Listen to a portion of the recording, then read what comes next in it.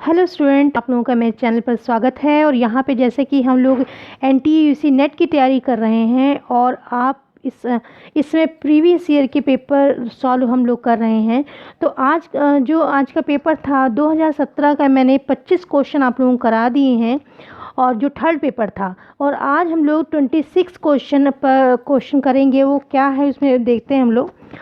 तो इसमें बच्चों ये है कि छात्रों को बताया गया है, छात्रों को निम्नलिखित में से किसके माध्यम से शैक्षिक निर्देश प्रदान किया जा सकता है। यानी कि जो छात्र हैं, छात्रों को कि ये जो आपके नीचे पॉइंट्स दिए हुए हैं, तो इस कौन कौन से सेंटेंस से पता चलता है कि किसके माध्यम से जो शैक्षिक निर्देशन है जो बच्चों को प्रदान किया जाता है, वो हम लोगों को देखना है। तो पहला आपका देखिए, पहला जो है कि अंतःक्रिया सत्रों को आयोजित करके, मतलब एक तरह से इंटरेक्शन जो सत्र होते हैं जिसमें कि जो टीचर्स होंगे या जो निर्देशन का जो शैक्षिक निर्देशन देते हैं वो टीचर्स होंगे, तो वो जो छात्रों से साथ उनके जो अंतःक्रिया होती है, इंटरेक्शन होता है, ऐसे सत्र हम लोग आयोजित करते हैं। तो ये जो पहला है आपका है, ये ठीक होगा। दूसरा इन्होंने बताया है कि छात्रों को सार्थक पाठ्य सहगामी क्रियाओं में लगाकर, यानी कि जो छात्र हैं उनको सार्थक यानी कि इस तरीके की पाठ्य सहगामी क्रियाओं में लगाया जाए, जैसे कि उनको शैक्षिक निर्देशन प्राप्त हो सके उसके माध्यम से। और सी आपका है कि अन्य के प्रति संवेदनशीलता को बढ़ावा। इससे इसका कोई मतलब नहीं है, जो अन्य के लिए जो भावना है वो होगी, ये आपकी नहीं है। और अगला है डी में कहा गया है कि छात्रों को उपलब्ध व्यावसायिक अवसरों में अवगत कराकर, यानी जो छात्र हैं, छात्रों को जो व्यावसायिक अवसर है, यानी कि जो करियर काउंसलिंग होती है, उसमें व्यवसाय नए नए बताए जाते हैं, तो व्यावसायिक अवसरों से अवगत कराकर हम उनकी शैक्षिक निर्देशन प्रदान कर सकते हैं।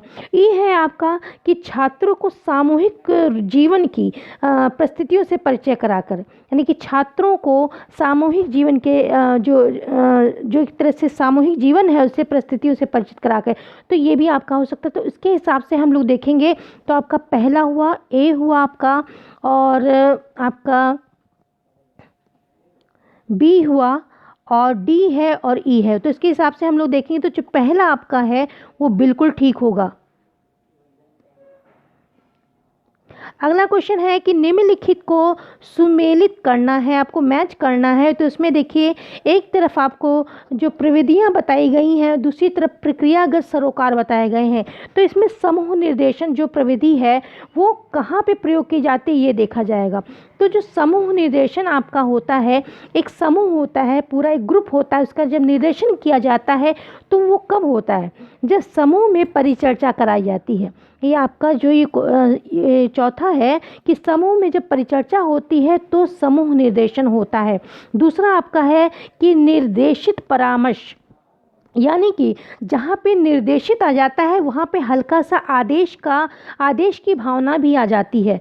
तो अगर इसके हिसाब से हम देखेंगे तो जो आपका तीसरा है, यानी कि छात्रों को ये सलाह देना, मतलब सलाह देना यानी कि परामर्श देना, इसमें परामर्श भी आ गया। और निर्देशित का मतलब है कि ये सलाह देना कि वो क्या करें और क्या ना करें, इसमें से हल्का आदेश भी उनका आ गया। तो जो ये आपका बी है, ये इसमें इसका बिल्कुल तीसरा जो इसको ठीक होगा, तीसरा। और सी आपका है कि समूह परामर्श, जो समूह परामर्श है आपका वो है छात्रों को व्यक्तिगत प्रश्न पूछने का अवसर देना। यानी कि पूरा समूह होता है, ग्रुप होता है, उसमें परामर्श होता है, काउंसलिंग होती है, तो वहाँ पे जो छात्रों को व्यक्तिगत जो प्रश्न पूछने का पूरा अवसर दिया जाता है। तो इससे आप इसको मैच करेंगे। और जो डी है आपका संकलनात्मक परामर्श, इसमें जो आपका है यह आपका जो सेकंड वाला है कि आवश्यकता आधारित अंतरंग परिचर्चा सत्र आयोजित करना, ये इससे इसको मैच करने की। तो इसके हिसाब से अगर हम लोग देखते हैं तो आपका पहले का था समूह निर्देशन का, आप था समूह में परिचर्चा, यानी कि ए का चौथा था। इसके हिसाब से आपका जो तीसरा है ये बिल्कुल ठीक होगा।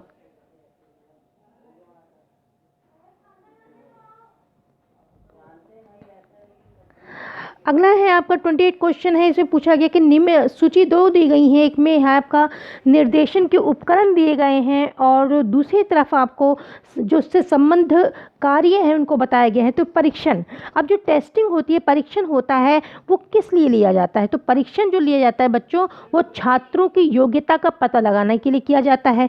तो इससे आप इसको मैच कर देंगे, ठीक है। अगला है परामर्श। परामर्श किस लिए दिया जाता है? जो आपका परामर्श होता है वो समस्याओं के समाधान में सहायता करने के लिए आमने सामने बातचीत की जाती है, सलाह ली जाती है, परामर्श दिया जाता है। तो इससे आप इसको मैच कर देंगे।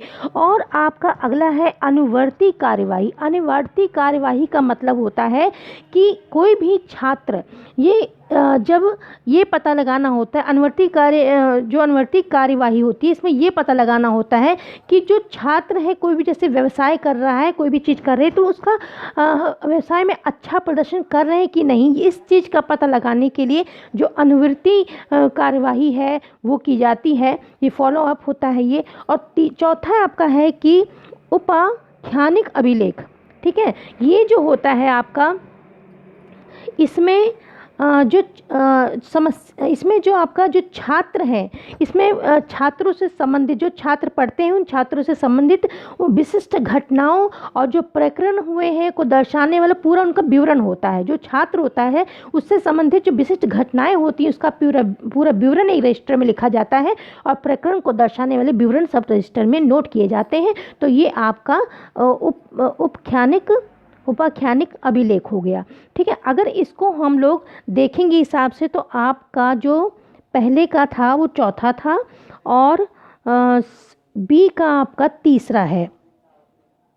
तो इसके हिसाब से आपका दूसरा जो है बिल्कुल ठीक है, इस पे आप टिक कर देंगे।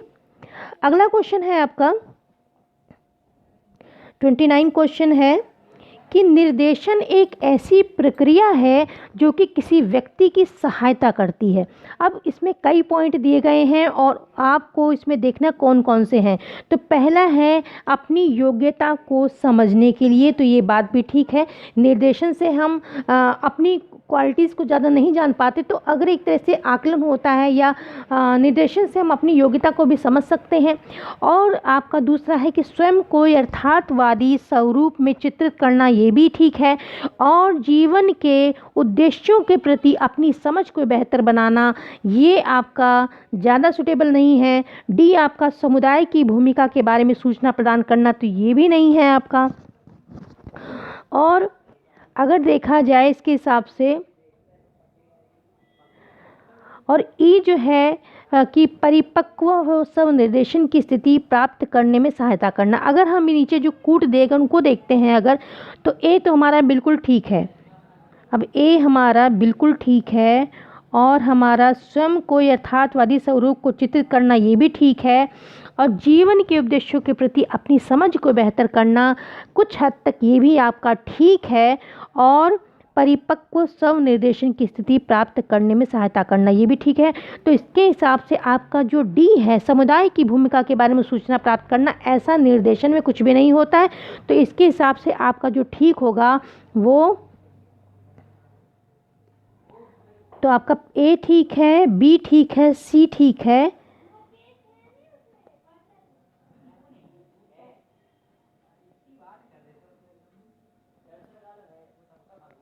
आपका ए ठीक है और बी ठीक है, सी ठीक है, यानी कि 4 आपका बिल्कुल ठीक होगा इसमें।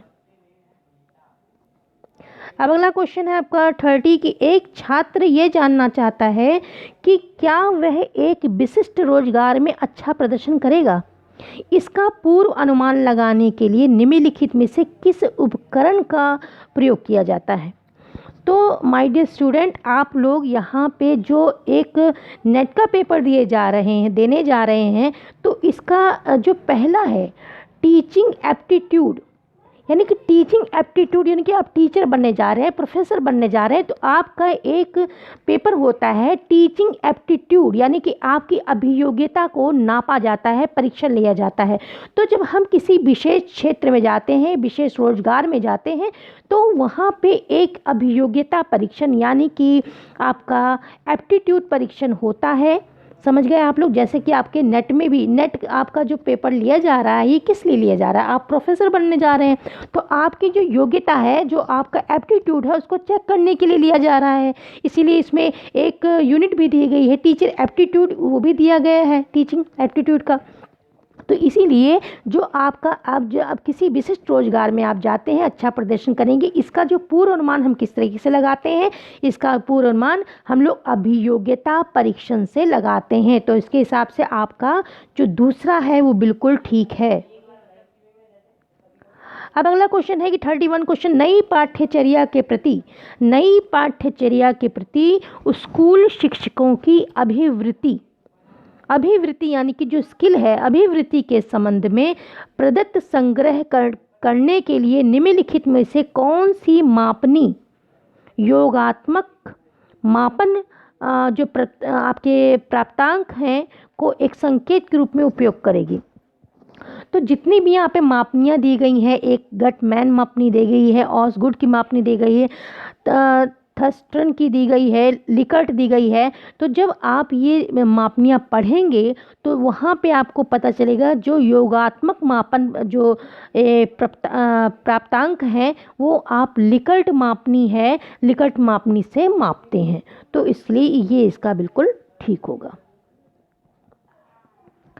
अगला क्वेश्चन है कि प्रारंभिक स्कूल के स्तर पर छात्रों की वर्तनी यानी कि जो बोलने की है, वर्तनी, जो उनका हर चीज़ किसी को प्रोनाउंस करने की जो बात है, वर्तनी योग्यता का पोषण प्रदान करने की 4 अलग अलग विधियां दी गई हैं। ठीक है, कितनी विधियां दी गई हैं?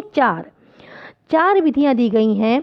विधियों का प्रभाव का अनुमान लगाने के लिए एक अध्ययन अभिकल्पित किया गया और इस अध्ययन में परिकल्पना हाइपोथेसिस यानी कि परिकल्पना परीक्षण के लिए प्रदत्त विश्लेषण के स्तर पर निम्नलिखित में से किस सांख्यिकीय प्रविधि को उपयुक्त माना जाएगा। तो देखिए बच्चों, यहाँ पे जो प्रदत्त लिखा है, प्रदत्त विश्लेषण है, और एक तो इस बात को पकड़िए, दूसरी बात यहाँ पे ये है कि यहाँ पे वर्तनी योग्यता का जो पृष्ठपोषण प्रदान करने की 4 अलग अलग विधियों का प्रभाव अनुमान लगाने के लिए कह रहे, 4 अलग अलग विधियाँ। तो जब 4 अलग अलग विधियाँ लगाएंगे और यहाँ पे जो प्रदत्त है उसका विश्लेषण करेंगे, तो ये चीज़ जो होती है वो आपकी जो फिशर का एफ परीक्षण है उसमें ये होता है। जब ये आप सांख्यिकीय प्रविधि पढ़ेंगे तो आप लोगों को ये सारी चीज़ें मिल जाएंगी। अगला क्वेश्चन है आपका कि निम्नलिखित में से कौन वर्णनात्मक अनुसंधान की विशेषता नहीं है। अब आप देखिए जो कौन सी विशेषता है वो तो आप लोग जानेंगे, यहाँ पे पूछा हुआ है कौन सी विशेषता नहीं है।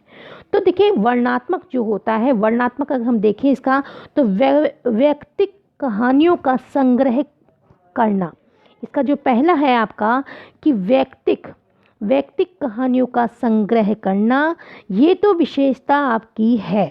ठीक है, उसमें क्योंकि एक तरह से वर्णन होता है तो ये है, वर्णनात्मक में ये है। दूसरा है प्रतिभागियों के साथ सहयोग करना, ये भी बात उसमें है। जो कोई भी जो प्रतिभागी होते हैं, जो ऑब्जर्वेशन होता है उसमें वो उनसे परामर्श ले सकते हैं, उनकी प्रश्नावली से, उनके प्रश्नावली के माध्यम से भी उनके जो व्यूज़ हैं उनको लेते हैं। तो प्रतिभागियों के साथ सहयोग करना, ये भी बात है। तीसरा अनुभव का कालानुक्रम, ये भी है। और इन्होंने पूछा हुआ है क्या विशेषता नहीं है, अब वो देख लेते हैं। प्रतिभागियों के समूहों के लिए चरों का सहचर्य, ये यहाँ पे नहीं देखा जाता, कोई भी सहचर्य नहीं, आपका एक तरह से जो सहचर्य है या रिलेशन है वो नहीं देखा जाता है यहाँ पे। और प्रतिदर्श जो है आपका जो प्रतिदर्श जो सैंपल लेते हैं वो किसी एक निर्धारित समय पर प्रदत्तों का संग्रह, ये भी नहीं है। तो ये जो डी और ई है ये विशेषता नहीं है। तो यही हमारा क्वेश्चन पूछा गया है। तो इसके हिसाब से हमारा डी किस में है हमारा, यानी कि तीसरे में आपका डी और ई है, ये आपका ठीक होगा। अगला क्वेश्चन है आपका कि हाँ, इसमें देखिए सूची में दिए गए आपको दो अभिकल्प इसमें दिए गए हैं, दोनों को मैच करना है। क्या पूछा गया है? पहला है आपका कारकीय अभिकल्प, यानी कि जो अभिकल्प है कारकीय अभिकल्प। अगर इसको हम इसमें देखें,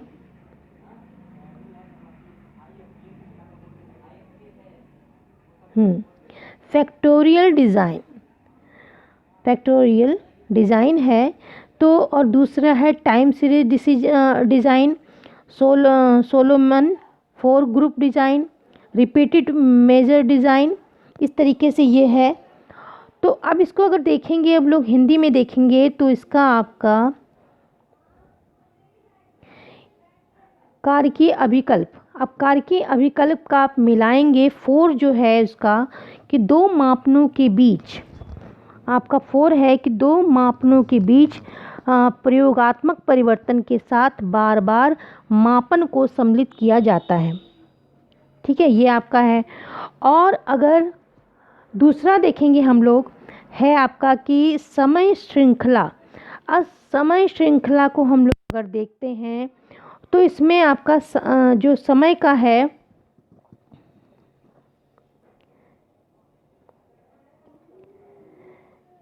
समय श्रृंखला का जो आपका है उसको मैच करेंगे हम लोग।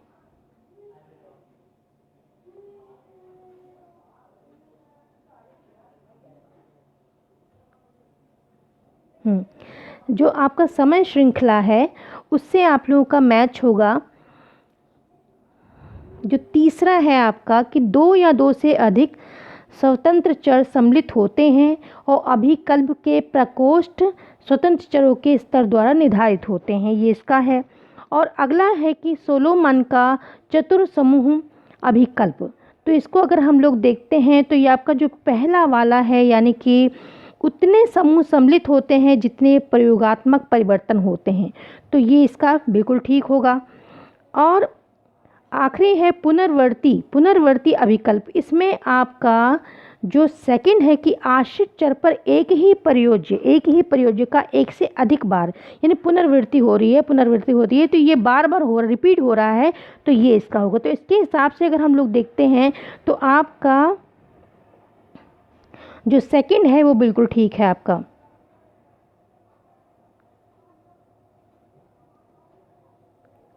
अब अगला क्वेश्चन है आपका कि साहित्य समीक्षा हेतु संसाधन के रूप में इंटरनेट का सकारात्मक पक्षों को दर्शाने वाले कथन की पहचान कीजिए। ठीक है, ये क्वेश्चन पूछा हुआ है। तो यहाँ जो साहित्य समीक्षा हो रही है, रिव्यू मतलब उसकी समीक्षा की जा रही है, समीक्षा हेतु संसाधन जो यूज़ किए जा रहे हैं उसके रूप में इंटरनेट के, हम कोई भी शोध करते हैं, कभी भी कोई साहित्य पढ़ते हैं, उसकी समीक्षा देखते हैं तो हम इंटरनेट की मदद लेते हैं। तो इसमें जो संसाधन के रूप में इंटरनेट के सकारात्मक पक्ष को हमको देखना है, सकारात्मक पक्षों को दर्शाने वाले कथन की पहचान करनी है। तो पहला हमारा है कि वेबसाइटों पर उपलब्ध अनुसंधान की गुणवत्ता की समीक्षा विशेषज्ञों द्वारा नहीं की जाती। ठीक है, तो हमको सकारात्मक देखना है। वेबसाइट पर उपलब्ध साहित्य को उपयोगी तरीके से व्यवस्थित नहीं किया जाता। वेबसाइट पर प्रकाशित अनुसंधान चोरी किया हुआ हो सकते हैं। चौथा है आपका वेबसाइटों पर प्रकाशित अनुसंधान एक प्रकार से निर्वर्तमान सूचना होती है, तो ये आपका बिल्कुल ठीक है। अगला क्वेश्चन है कि प्रश्नावली की तुलना में साक्षात्कार जो कहते हैं, हम लोग साक्षात्कार जो करते हैं एक शोध उपकरण के रूप में क्यों अधिक उपयोगी है। तो जो प्रश्नावली होती है, प्रश्नावली में ज़्यादातर ऐसे जो पूरे प्रश्न की एक सूची बना दी जाती है, वो भेज दिया जाता है, कई बार तो डाक से भेज दी जाती है। तो वहाँ पे जो प्रश्न पे जो उसका मन है तो वो उस पर रिस्पॉन्स करेगा, और नहीं मन है तो वो आंसर नहीं भी दे सकता है जो प्रश्नावली है। लेकिन वो इतना ज़्यादा प्रश्नावली जो है उसका रिस्पॉन्स जो होता है वो इतना सटीक और इतना हम उस पर विश्वास नहीं कर सकते हैं।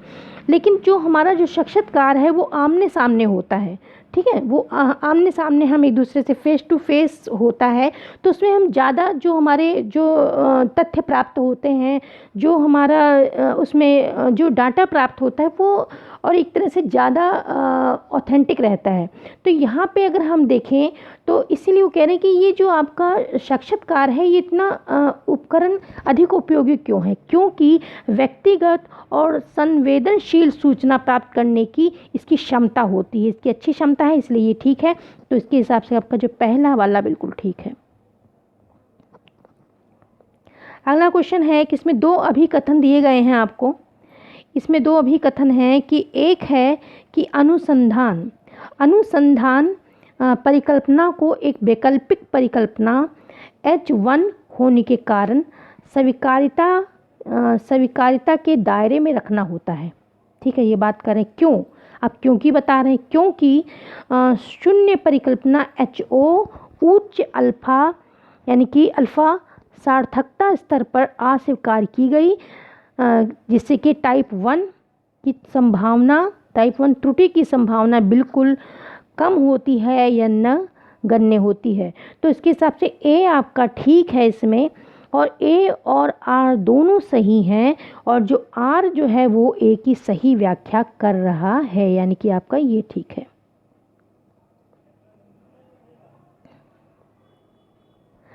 अगला क्वेश्चन है कि आपको दो सूचियां दी गई हैं और इसमें आपको देखना है कि एक तरफ ये प्रयोगात्मक अनुसंधान की आंतरिक वैधता में बाधक तत्व सम्मिलित हैं। जो प्रयोगात्मक आप अनुसंधान करते हैं उसमें जो आंतरिक वैधता में बाधक तत्व सम्मिलित हैं, और सूची 2 में आपके बाधक तत्वों की सही व्याख्या की पहचान करनी है। ठीक है, तो पहला अगर हम देखते हैं ये है परिपक्वता को आप देखेंगे तो इसका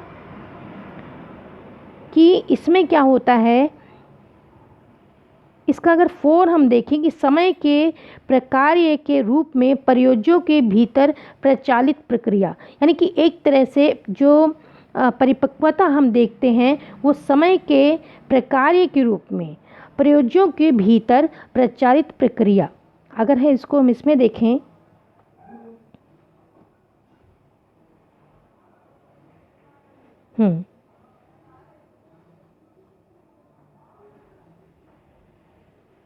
इसमें है ये आपका process operating within the subject as the function of time, ये इसका सही होगा। और अगर आपका यानी जो परिपक्वता आती है एक प्रयोगात्मक अनुसंधान की जो आंतरिक वैधता में बाधक तत्व हैं वो सम्मिलित हैं। परिपक्वता जो है वो किससे प्रभावित है कि समय के प्रकार्य के रूप में प्रयोज्यों के भीतर प्रचालित प्रक्रिया, ये इसका है। और दूसरा आपका है उपकरण संबंधित, तो उपकरण संबंधित जो आपका है वो है मापन उपकरण। अब ये भी उपकरण है, ये भी उपकरण। अगर आप ऐसे थोड़ा सा अगर ध्यान से देखें तो देखिए इसमें भी उपकरण की बात हो रही है, इसमें भी उपकरण की बात हो रही है कि उपकरण मापन उपकरणों के असंगत उपयोग के कारण प्रभाव, एक ये हो गया। तीसरा आपका है चयन। अब चयन में आपका जो है वो आपका सेकेंड है कि प्रयोज्यों के समूहों को या दृच्छक समूह से समूहों में सम्मिलित ना किए जाने के कारण प्रभाव, ये इससे मैच कर देंगे। और चौथा आपका डी जो है कि श्रणता है, उसको आप लोग मिलाएंगे, मैच करेंगे। जो आपका है छठा प्रयोज्यों के या अयादृच्छिक रूप से प्रयोग से बाहर होने के कारण प्रभाव। तो इसके हिसाब से अगर हम लोग देखते हैं तो आपका जो ठीक होगा वो आपका 4 ठीक होगा।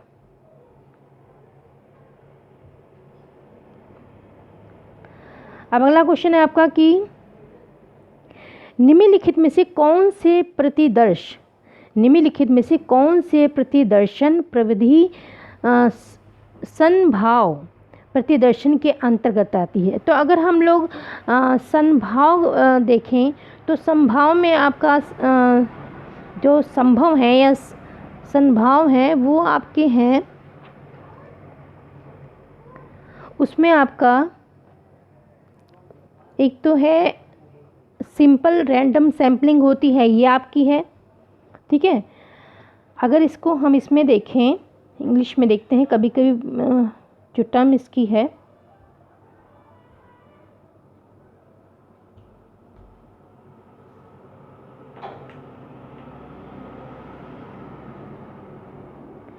तो इसमें देखिए which of the following sampling, ये सैम्पलिंग की टेक्निक्स हैं belong to the probability sampling. तो जो आपकी प्रोबेबिलिटी है, यानी कि जो संभाव्य जो प्रतिदर्शन है उसमें आपकी होती है, एक तो होती है रैंडम सिंपल रैंडम सैम्पलिंग, दूसरी है स्ट्रेटिफाइड रैंडम सैम्पलिंग, और तीसरी आपकी है area of cluster random sampling, ये आपकी है। और यहाँ पे जो पूछा गया है इसमें से इन्होंने पूछा है कि जो आपकी प्रोबेबिलिटी है, यानी कि सैम्पलिंग जो है संभाव की, उसमें कौन सी, इसमें से कौन सी मिल रही है। तो ये जो है अगर हम देखें तो ये, और जो बाकी वो हैं वो आपकी असंभाविता यानी कि गैर जो कहेंगे नॉन प्रोबेबिलिटी ही की सैम्पलिंग है, और जो बाकी तकनीक है इसमें। लेकिन जो रैंडम सैम्पलिंग है वो आपकी प्रोबेबिलिटी की सैम्पलिंग की तकनीक है। तो आपका जो रैंडम है, रैंडम सैम्पलिंग, यानी कि इससे आप, ये बिल्कुल ठीक है।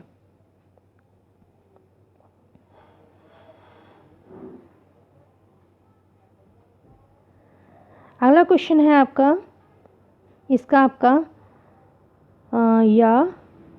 यादृच्छिक प्रतिदर्शन, ये होगा आपका, ठीक है। अगला है आपका कि अनुसंधान उपकरण के रूप में निर्धारण मापनी का उपयोग करते समय निम्नलिखित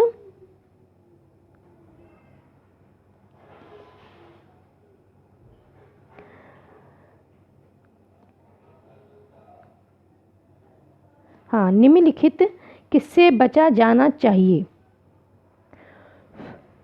तो जो अनुसंधान उपकरण के रूप में, अनुसंधान उपकरण जब हम किसी निर्धारण मापनी जब बनाते हैं का उपयोग करते हैं, तो हमें किस चीज़ से बचा जाना चाहिए। तो हमको बचा जाना चाहिए आभा मंडलीय प्रभाव से। तो इसको अगर इसमें देखें,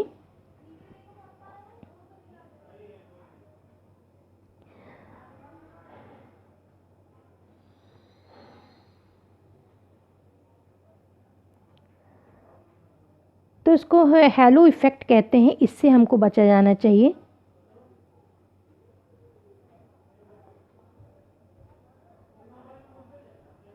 यानी कि 4 आपका ठीक होगा।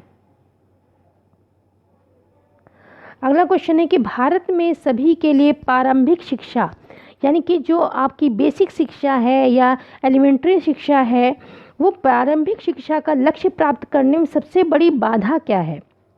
तो अगर हम लोग देखते हैं सबसे बड़ी बाधा क्या है, वो लोगों की ज़्यादातर मनोवृत्ति, यानी कि जब इतनी सरकार ने सुविधाएं दे दी बहुत सी सुविधाएं, नियम बनाए हैं, तब भी जो हमारी प्रारंभिक शिक्षा का लक्ष्य प्राप्त नहीं हो पा रहा है, तो लोगों की कहीं ना कहीं मनोवृत्ति उसमें बहुत प्रभावित करती है। क्योंकि उनके ज़्यादातर जो गरीब फैमिली के हैं, जो वैसी जो आपकी लोअर सोसाइटी है, उसमें वो लोग बच्चों को पढ़ने के लिए नहीं भेजते। उनकी मनोवृत्ति है कि वो उस समय में उनके साथ कुछ अर्न कर सकते हैं, पैसा कमा सकते हैं, तो वो बच्चों को स्कूल नहीं भेजते। तो वहाँ पे उनको समझाने की, उनकी मनोवृत्ति को चेंज करने की ज़रूरत पड़ जाती है, कि ताकि वो बच्चे की शिक्षा के बारे में जागरूक हों और ज़रूरी समझें। तो उसके हिसाब से आपका जो तीसरा है वो सही होगा इसमें। अगला क्वेश्चन है आपका कि व्यावसायिक शिक्षा का एक प्रमुख कार्य क्या है। व्यावसायिक शिक्षा क्या है? वोकेशनल शिक्षा जो दी जाती है, जो एक हम लोगों को किसी व्यवसाय में जाना है, इंजीनियर बनना है, डॉक्टर बनना है, टीचर बनना है, तो ये जो व्यावसायिक शिक्षा दी जाती है, इसका कारण, मुख्य कारक क्या, कार्य क्या है, आखिर शिक्षा दी जाती। तो इसका शिक्षा देने का जो प्रमुख कार्य इसका है व्यावसायिक शिक्षा का, वो आपका देखिए, पहला है रोजगार के अवसरों का सृजन करना। ये सृजन वो नहीं करता है, रोजगार के अवसरों का सृजन नहीं करता। निम्न अकादमिक तत्परता वाले बच्चों के लिए माध्यम सुलभ कराना है, ये भी वो नहीं करता। तीसरा है बच्चों को सक्षम बनाने में सहायता करना। चौथा है रोजगार के लिए कुशल जनशक्ति को तैयार करना। तो तीसरा जो है कि बच्चों को सक्षम बनाता है वो, ठीक है, बच्चों को सक्षम बनने में सहायता देता है कौन? व्यावसायिक शिक्षा। तीसरा आपका ठीक है। अब 43 आपका क्वेश्चन है कि यूएसए में उच्च शिक्षा के स्तर पर व्यावसायिक शिक्षा की जिम्मेदारी निम्नलिखित में से किसके पास है? ये आपका 43 है। इसमें अगर हम लोग देखें जो समुदाय कॉलेज हैं उनके पास ये जिम्मेदारी है। अगला क्वेश्चन कि निम्नलिखित में से किस देश में शिक्षा प्रणाली की कल्पना राज्य और केंद्र सरकार के बीच भागीदारी के रूप में की गई है? तो ये तो अगर हम लोग देखें कि राज्य और केंद्र की भागीदारी जो है शिक्षा प्रणाली में, ये तो अपनी ही कंट्री में है, यानी कि इंडिया में है। तो ये आप 4 वाला इसका टिक कर देंगे।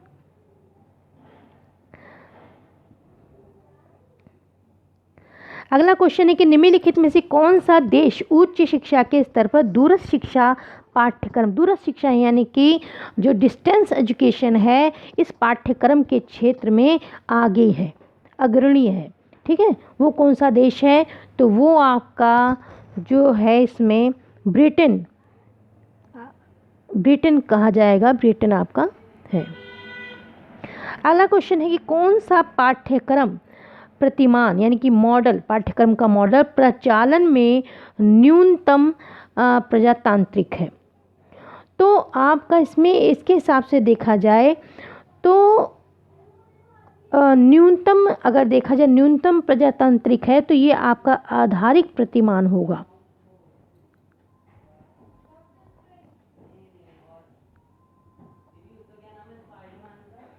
अगला क्वेश्चन है कि स्कूल शिक्षक श्री पटेल ने अपने छात्रों की सहायता के लिए एक पाठ्यक्रम प्रतिमान विकसित किया, एक पाठ्यक्रम का मॉडल विकसित किया और आने वाले वर्षों में वह प्रतिमान इतना लोकप्रिय हो गया कि धीरे धीरे जनपदों, राज्यों, देश के सभी स्कूलों में प्रतिमान लागू हो गया। तो इसको हम लोग कौन सा प्रतिमान कहेंगे? तो ये आपका हो गया, क्योंकि टीचर्स ने बनाया है, स्कूल में बच्चों के साथ मिलके बनाया, बच्चों के लिए बनाया है, तो ये आपका आधारिक प्रतिमान हो गया, यानी कि सेकंड आपका। अगला क्वेश्चन है कि इसमें आपको 2 सूचियों में सुनियमित करना है, एक में पाठ्यक्रम मॉडल्स हैं और दूसरी तरफ प्रतिमान विकास करता है, यानी कौन इसको विकसित करता है? तो पहला है आपका प्रशासनिक। जो प्रशासनिक आपका है उसमें आपका देखिए, जो प्रशासन होता है उसमें शीर्ष से लेकर ऊपर से लेकर शिक्षा नीति निर्धारक होते हैं उसमें। तो एक आपका सेकंड हो गया। दूसरा है आधारिक में आपका जो छात्र शिक्षक होते हैं, छात्र और शिक्षक और पढ़नधारी ये मिलके बनाते हैं। और प्रदर्शन में आपका जो है वो छात्र और शिक्षक होते हैं इसमें शामिल। और जो प्रणाली विश्लेषण है, जो आखिरी है, प्रणाली विश्लेषण में आपका इसमें जो एक प्रणाली होती है, पूरी प्रणाली सिस्टम चलाता है, सिस्टम में आपका है इसमें सभी स्तर, स्थानीय, राज्य और राष्ट्र पर समीक्षा समितियां होती हैं। तो ये इसका 4 है। तो इसके हिसाब से आपका इसमें जो 4 है ये आपका बिल्कुल ठीक होगा।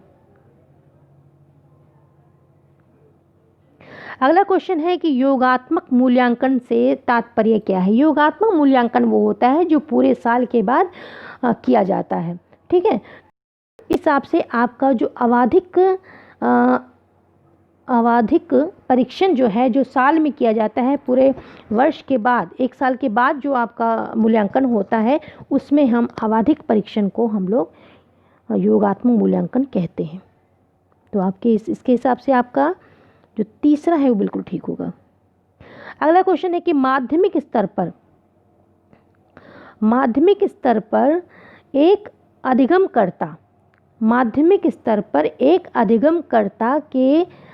अधिगमकर्ता कौन है? बच्चा। अधिगमकर्ता के अंतिम प्रगति, जो उसकी रिपोर्ट दी जाती है जब पूरी क्लास पेपर सब हो जाते हैं, आखिरी में जो उसको रिपोर्ट दी जाती है, अंतिम प्रगति प्रतिवेदन में क्या क्या शामिल होना चाहिए। आप रिपोर्ट कार्ड देखते हैं, उसमें क्या क्या चीज़ें शामिल होती हैं बताइए। उसमें आपका जो पहला है, यानी कि बच्चे का आपका शामिल क्या होता है। एक तो उसमें आपका अधिगमकर्ता के भार और कमी या वृद्धि लिखी रहती है, एक तो ये आपका हो गया। दूसरा आपका इसमें है कि सामाजिक पृष्ठभूमि का इसमें कोई मतलब नहीं है, सामाजिक पृष्ठभूमि का कुछ नहीं होता। पाठ्यक्रम सहगामी क्रियाओं में जो निष्पादन हुआ, जो उसने पार्टिसिपेट किए हैं, वो सब लिखा रहता है, ठीक है। तीसरा और सी आपका है, हाँ सी तो आपका हो गया। और डी आपका है कि परीक्षणों में जो उसने कैसा काम किया है, कैसा परफॉर्मेंस दिया है, ये होता है आपका, ठीक है। एक ये हो गया। ई आपका है कि बालक की व्यक्तित्व, उसकी प्रकृति कैसा, उसका नेचर है या किस तरीके का उसका वहाँ बिहेव है, व्यक्तित्व कैसा है, उसकी प्रकृति कैसी है, इसके बारे में बताया जाता है। तो इसके हिसाब से आपका ये भी ठीक है। और एफ जो है स्कूल स्तरीय चिकित्सीय परीक्षणों में के प्रतिवेदन, तो इसके हिसाब से अगर हम देखेंगे तो ये भी आपका उसमें चिकित्सीय के बारे में लिखता है, हाँ ठीक है। और ब्लड ग्रुप का भी लिखा होता है, ये सब चीज़ें भी लिखी होती हैं। तो इसके हिसाब से अगर हम लोग देखेंगे तो डी यानी कि 4 आपका बिल्कुल ठीक है। ए सी डी ई और एफ।